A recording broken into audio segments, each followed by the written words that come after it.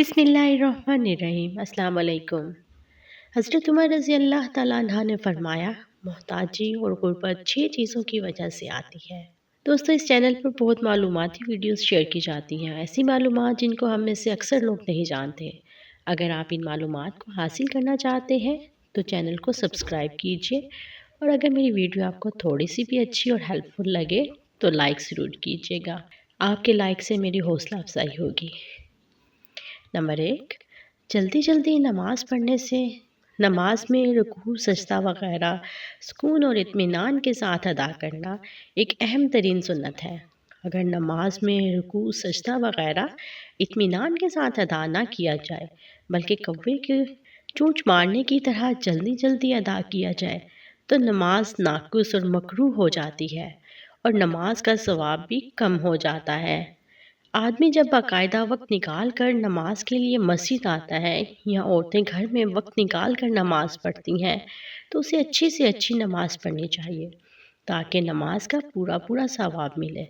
महज चंद मिनट बचाने के लिए उजलत और जल्दबाजी के साथ नमाज पढ़कर नमाज नाकुस करना और कम सवाब वाली नमाज पर राज़ी हो जाना अक्लमंदी ही नहीं है। नंबर 2, खड़े होकर रफ़ा हाजत करना, यानी कि खड़े होकर रफ़ा हाजत करना या पेशाब करना। किसी भी इंसान का खड़े होकर पेशाब करना हराम नहीं है, लेकिन बैठकर पेशाब करना सुन्नत है, और बेहतरीन अमल यही है कि पेशाब या रफ़ा हाजत बैठकर ही किया जाए। नंबर 3, खड़े होकर पानी पीना। खड़े होकर पानी पीने से मोहताजी और गुर्बत आती है, इसलिए कोशिश की जाए कि पानी हमेशा बैठकर ही पिया जाए। नंबर 4, मुंह से चिराग बुझाने से। अगर आप मुंह से चिराग बुझाते हैं तो इससे भी घर में मोहताजी और गुर्बत आती है, लिहाजा इस काम से भी अवॉइड करना चाहिए और आप मुंह से फूंक मार कर चिराग मत बुझाएं। नंबर 5, दांत से नाखून काटने से। तभी माहिरीन का कहना है कि दांतों से नाखून कतरने वाले अफराद अमूमन कामलियत पसंद होते हैं। वो अपने हर काम को नहायत खूबसूरती और तवज्जो और बग़ैर किसी गलती से इंजाम देते हैं। माहिरीन के मुताबिक लोग अमूमन इस वक्त नाखून कतरते हैं जब वो ज़हनी तनाव या दबाव का शिकार होते हैं। ऐसे वक्त में वो लाशऊरी तौर पर दांतों से नाखून चबाने लगते हैं और इन्हें इसका एहसास भी नहीं होता। एक और तहकीक के मुताबिक नाखून कुतरने के आदी अफराद अगर किसी चीज़ पर तवज्जो मरकूज़ करना चाहते हैं तो बहुत गहरी सोच में डूबे हुए होते हैं, तब भी वो बेख्तियार नाखून खाने लगते हैं।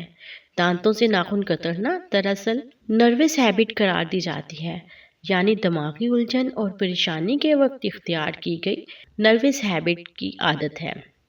नंबर 6, दामन या आस्तीन से नाक साफ करना।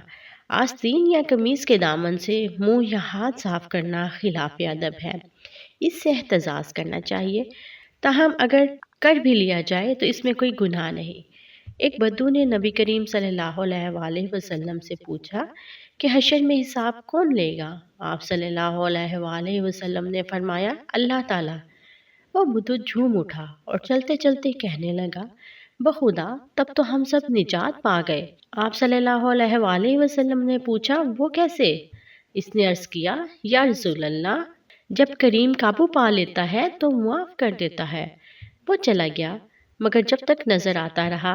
नबी पाक सल्लल्लाहु अलैहि वसल्लम इसका जुमला दोहरा कर फरमाते रहे, इसने अपने रब को पहचान लिया, इसने अपने रब को पहचान लिया। सुभान अल्लाह।